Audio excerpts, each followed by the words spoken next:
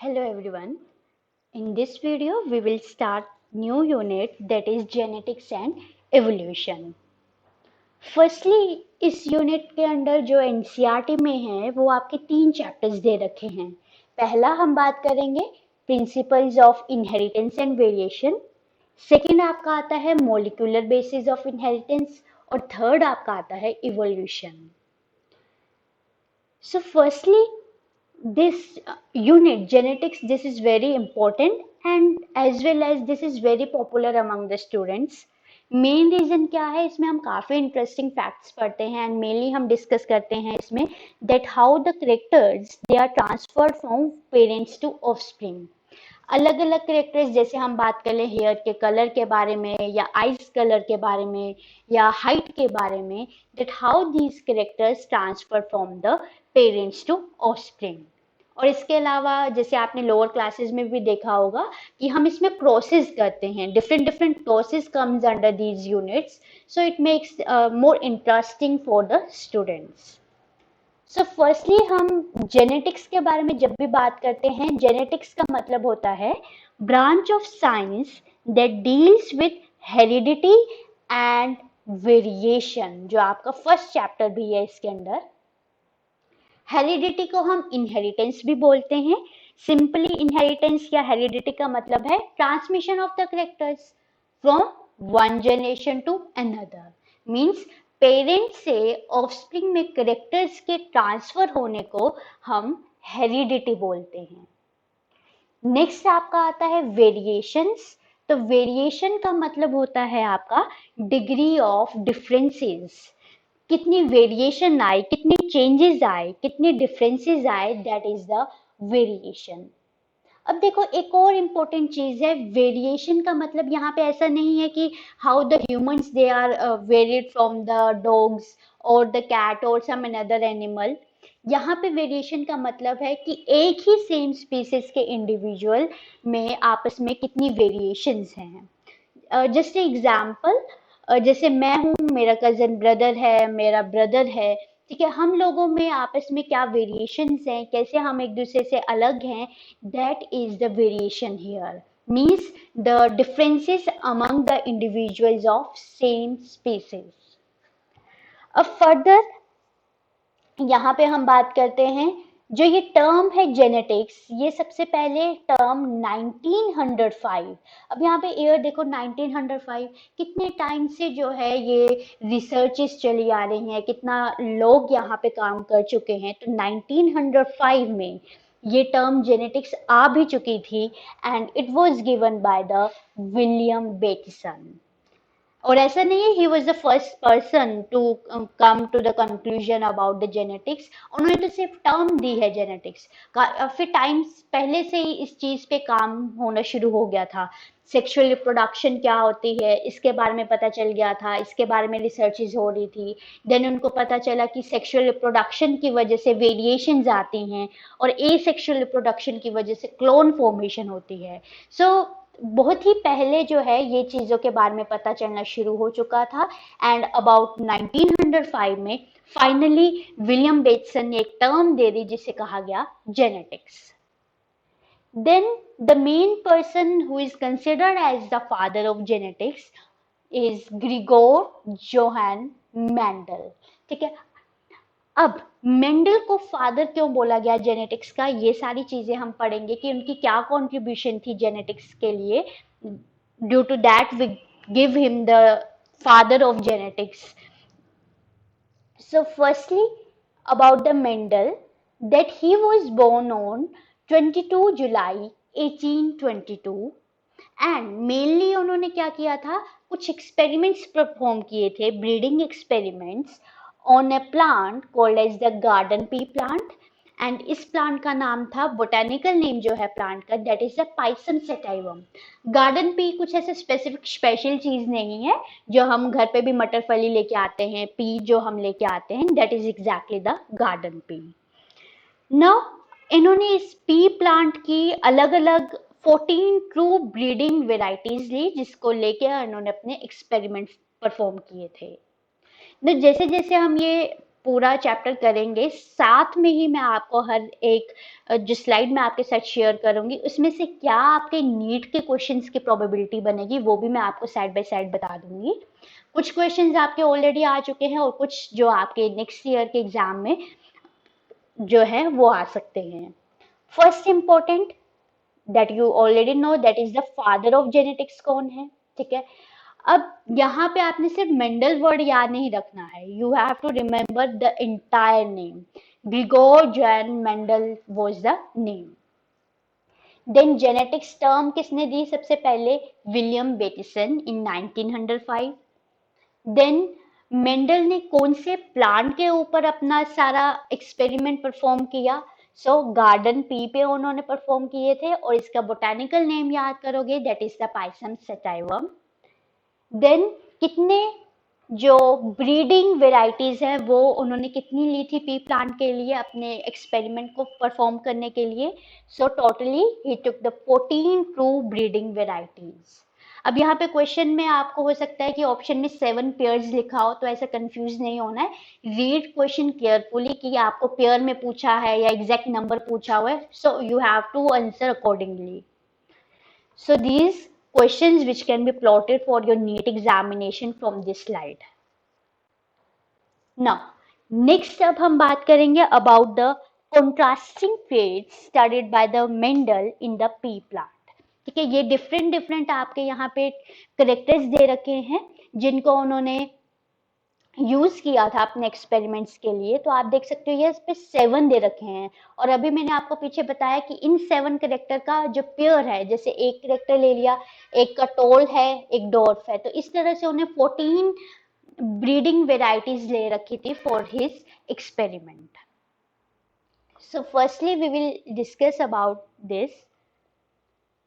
First character उन्होंने लिया stem length, यानी जो पी प्लांट उन्होंने लिया उसकी स्टेम की लेंथ कैसी है उसके बेसिस पे उन्होंने उसको कैटेगराइज कर दिया, that is it is a dominant trait और it is a recessive trait. Dominant में रखा उन्होंने प्लांट की टोल हाइट को, ऐसे प्लांट जो हाइट में काफी अच्छे हैं, टोल हाइट है उनकी, उनको उन्होंने बोला ये उस प्लांट का डोमिनेंट ट्रेट है। देन जिन प्लांट की हाइट शॉर्ट थी या डॉर्फ थी उसे उन्होंने रिसेसिव ट्रेट बोल दिया। Next is about the pod shape. Pod shape यानी कि जो आप मटर फली घर पे भी लेके आते हो, इसकी शेप अगर कभी ऑब्जर्व की हो, अगर हम बिल्कुल फ्रेश पोड्स जो है मटर फली लेके आते हो तो आप देखते हो कि वो बिल्कुल कैसी होती है, एक रिदम में उसके शेप होती है, कोई बीच में आपको कोई रिंकल्ड स्ट्रक्चर नहीं दिखाई देता। So that will be the inflated shape और जिसे हम रखते हैं डोमिनेंट ट्रेट के अंदर, ठीक है। देन रिसेसिव होता है, मान लो आप जो भी मटर फली लेके आए हो वो काफी टाइम यूज नहीं होती है आपके किचन में, and you will observe that उसकी जो अपीयरेंस है ना वो कुछ रिंकल्ड सी हो जाती है, ठीक है, जैसे यहाँ पे दिखाई दिया है जिसको हम कंस्ट्रिक्टेड बोलते हैं, इस तरह से जो है आपको वहां पे यूजुअली आपका जो पोड है उसकी शेप दिखाई देगी, ठीक है। So this is called as the constricted और इसे हम रखते हैं रिसेसिव ट्रेट के अंदर। नेक्स्ट आपका आता है सीड शेप। आपका मेन जो सीड है उसकी शेप कैसी है, अगर उसकी शेप राउंड है तो हम बोल लेंगे कि ये एक डोमिनेंट कैरेक्टर है, और अगर उसकी शेप रिंकल्ड है तो हम बोल देंगे उसका रिसेसिव कैरेक्टर है। देन सीड शेप के बाद सीड कलर को भी उन्होंने कंसीडर किया था अपने एक्सपेरिमेंट्स में। अगर सीड का कलर येलो है तो उन्होंने कहा ये डोमिनेंट कैरेक्टर है, और अगर सीड का कलर ग्रीन है it means it is a recessive character. Next position of the flowers. अगर फ्लावर जो है एक्सियल पोजीशन पे लगे हुए हैं तो उन्होंने कहा ये एक डोमिनेंट कैरेक्टर है, और अगर वो टर्मिनल पोजीशन पे लगे हैं तो उन्होंने कहा this is a recessive trait of the P plant. Next flower के कलर के बारे में भी बात की उन्होंने, अगर पर्पल है then it will be a dominant trait, and if it is white then it is a recessive trait. Then next is the pod color. pod color again same, जो आपकी मटर फली है उसका अगर बिल्कुल फ्रेश है obviously it will be green in the color which is a dominant character, और अगर ये येलो हो गया है, इसके अपीयरेंस येलो हो गई है, then it will be a recessive trait. तो यहाँ पे आपने मेन चीज याद रखनी है, कंफ्यूज नहीं होना एग्जाम के टाइम, क्योंकि नीट में क्वेश्चन यहाँ से पूछा जाता है। ठीक है, कि पोड का कलर जो है, पोड यानी जो बाहर वाली मटर फली की जो कवरिंग होती है, उसका कलर ग्रीन हुआ तब तो वो डोमिनेंट करेक्टर है, और अगर उसका कलर येलो हुआ तो वो रिसेसिव है। बट अगर यही कलर अगर हम सीड का कंसीडर करें, यहाँ पे आप देख सकते हो क्लियरली, ठीक है, अगर यही कलर हम सीड में लेते हैं, अगर सीड का कलर येलो है तो आपका डोमिनेंट करेक्टर है, इसमें ग्रीन जो है वो आपका रिसेसिव है। ठीक है, तो यहाँ पे बिल्कुल भी कंफ्यूज नहीं होना है, there is difference between the two, pod colour और सीड कलर के डोमिनेंट और रिसेसिव ट्रेट में डिफरेंस आपने याद रखना है। एंड अगेन यहाँ इस चार्ट में से मोस्टली एक या दो क्वेश्चन जो है काफी सालों से जो है नीट के एग्जाम में आते रहे हैं। Next some more important points regarding the Mendel.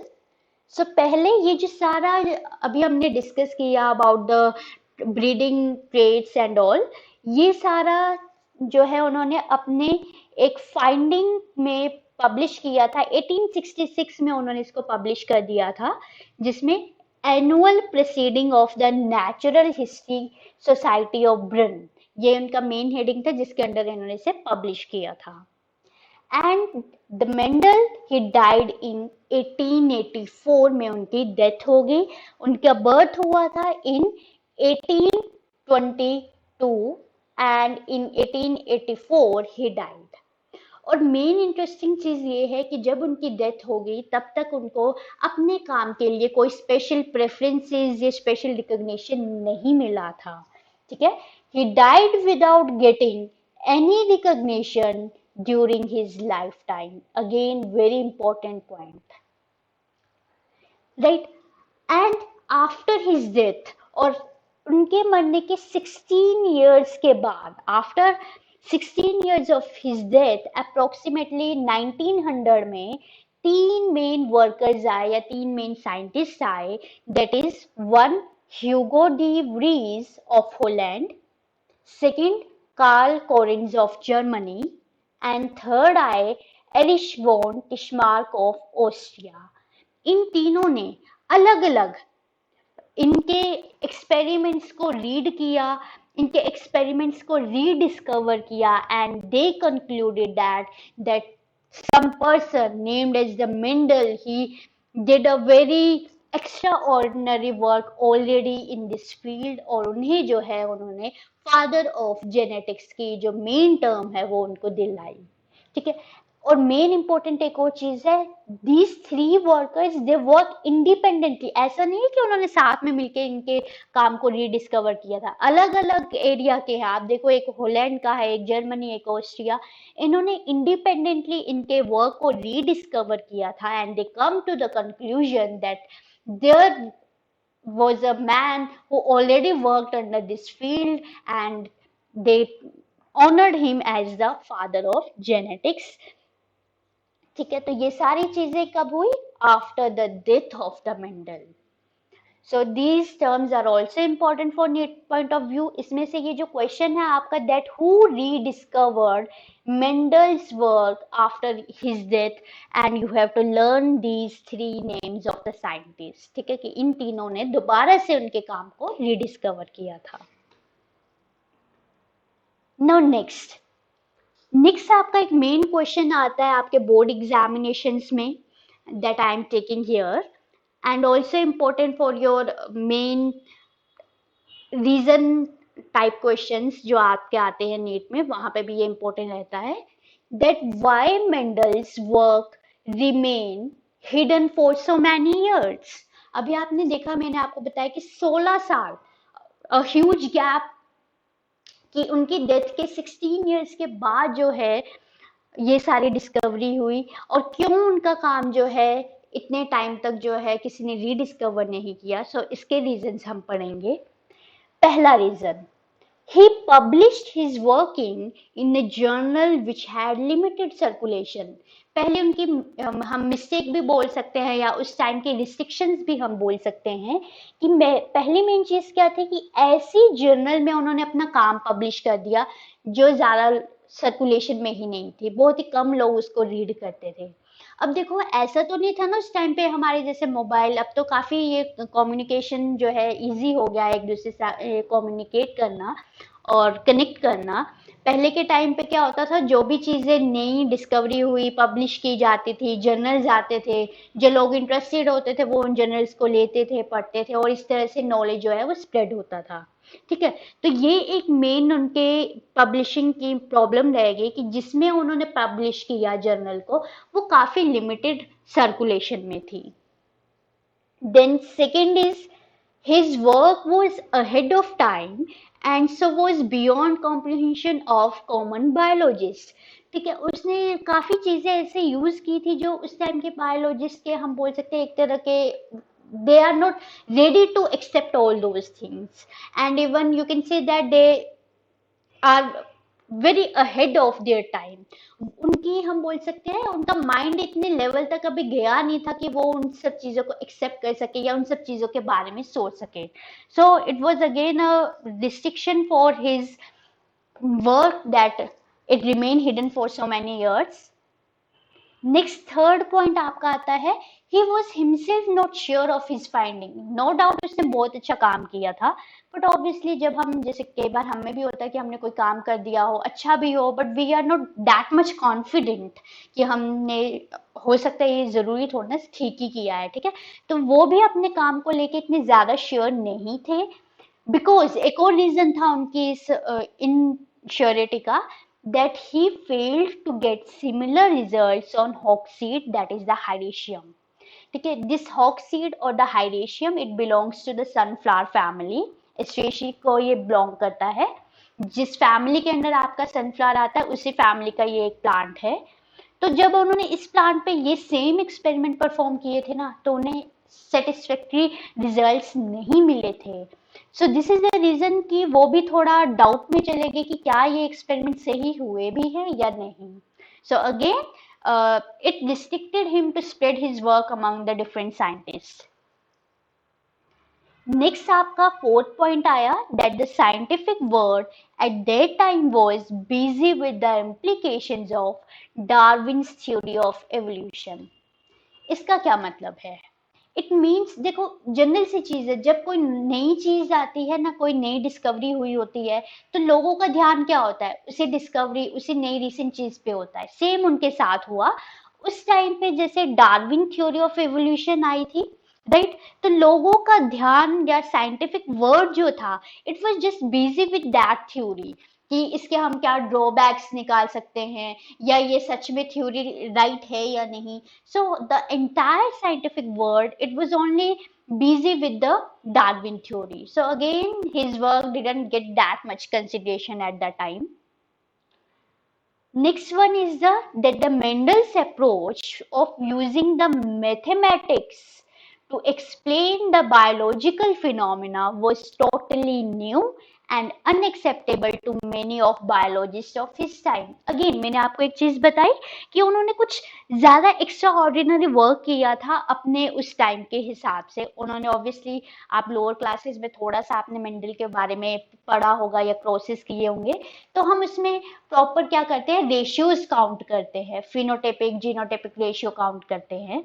तो उन्होंने यहाँ पे मैथ्स को यूज किया था and the scientific word at that time they are not ready to accept these things. उन्होंने कहा कि no he is using such maths and all in this genetics and it is not of any use, तो उन्होंने इसे reject कर दिया। ठीक है, तो ये 5 मेन हमारे रीजंस है जिसकी वजह से मेंडल के वर्क को उस टाइम पे इतनी ज्यादा कंसिडरेशन नहीं मिली, इतनी ज्यादा प्रेफरेंसेस नहीं मिली and it remain hidden for so many years. And this is very very important for your general board examinations. Different जो भी आपके बोर्ड्स रहते हैं उनके लिए ये इंपॉर्टेंट है and also important for your NEET examination. Same way एक और अब हम क्वेश्चन लेंगे that is the why Mendel choose garden pea plant for his experiment.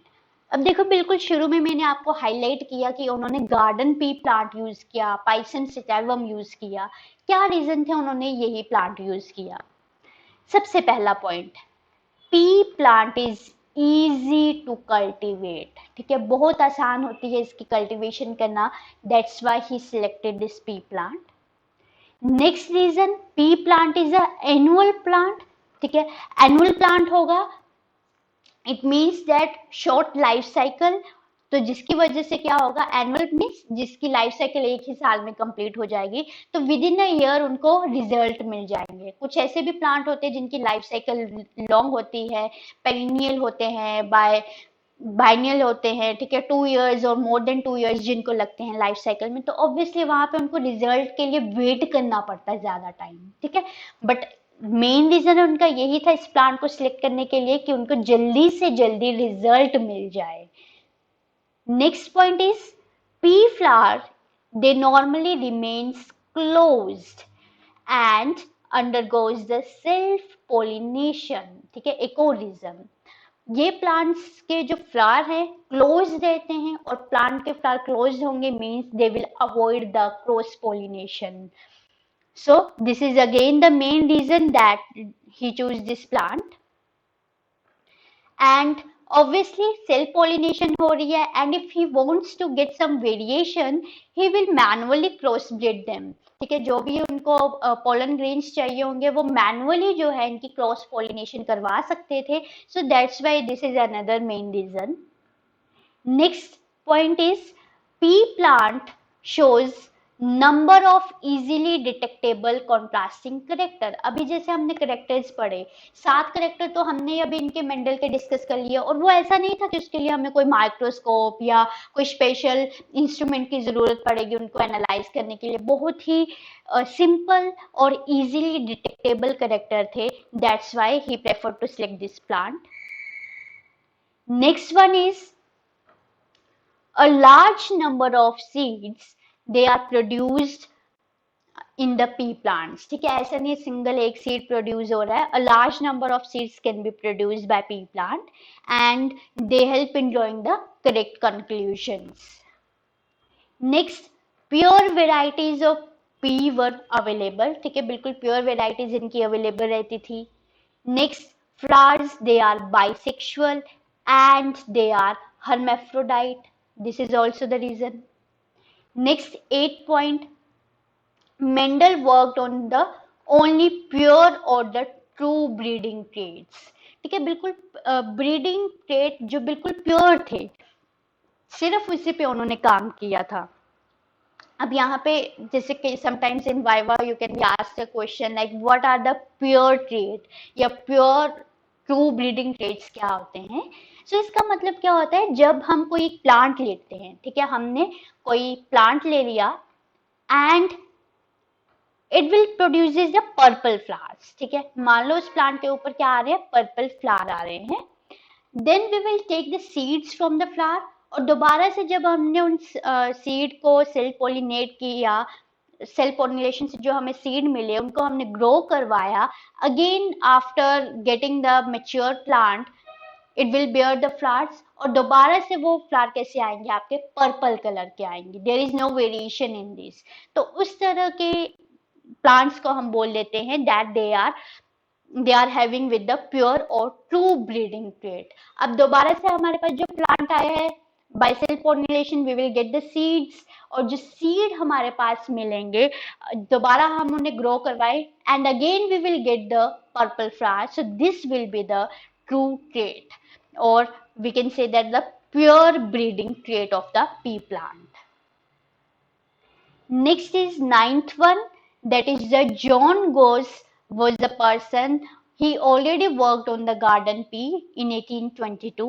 It also helped the Mendel। Obviously already अगर किसी चीज पे वर्क हुआ है तो हमें उसे एनालाइज करना या उसे यूज करने में हमें हेल्प होगी। So these are the 9 points which are the main reasons that why Mendel chose the garden pea plant for his experiments। Now next, again we will take one more question, that what are the reasons for Mendel's success. ठीक है, क्या reason थे जो Mendel को success मिली अपने काम में और उनको इतना बड़ा ऑनर मिला that he is considered now as the father of the genetics. तो पहला मेन पॉइंट तो यही रहेगा आपका कि उन्होंने क्या किया था. He selected true breeding pea plant for his experiment. अभी मैंने आपको बता दिया क्या होते हैं true breeding pea plant. Then second, he studied the inheritance of one or two character at one time, each with two contrasting condition. यानी कि करेक्टर उन्होंने सेम रखा, करेक्टर ले लिया उन्होंने हाइट, उसी हाइट को उन्होंने फर्दर देखा कि उसमें टॉल कैसा करेक्टर है, डॉफ कैसा है. तो it will also basically helped him for the getting good results. Third था that he kept an accurate record of his experiment. अब देखो उनको ऐसा तो नहीं है ना कि एक ही साल में उनको सारे रिजल्ट मिल गए. ठीक है, it took long years to get concluded from all his data. So उन्होंने हर एक ईयर का एक प्रॉपर रिकॉर्ड बना के रखा. ठीक है, accurate record of his experiments and recorded the number of each type of offsprings produce in each cross. पहला जो उन्होंने क्रॉस करवाया उससे उन्हें क्या आउटकम मिले उसको उन्होंने रिकॉर्ड किया. Then second, third and like that. So this help them to getting into a particular conclusion. Next, he then analyzed the statistically the result of many similar crosses. Means जो भी उनके पास finally results आए थे उनको उन्होंने अच्छे से analyze किया to come to this conclusion. Then he was lucky also. ठीक है, lucky क्या था वो, उन्होंने जो characters use किए थे they were inherent independent of each other. ठीक है, उनमें किसी भी तरह की म्यूटेशंस नहीं थी, सिंपल से करेक्टर थे. तो in that case he was lucky. इसीलिए जब उन्होंने हॉक्सीड के साथ किया था ना अपना एक्सपेरिमेंट तो उनको सेम रिजल्ट नहीं मिले थे. So these are the 5 reasons which makes Mendel work that much successful. सो यहाँ पे इस वीडियो में हमने एक बार मैं आपको मेन बता देती हूँ क्या डिस्कस किया. General introduction about heredity, about the variation, then main contrasting characters, then 3 main questions. First is why Mendel's work remained hidden for so many years. Second question, why Mendel chose garden pea plant for his experiment. And third, what are the reasons for the Mendel success.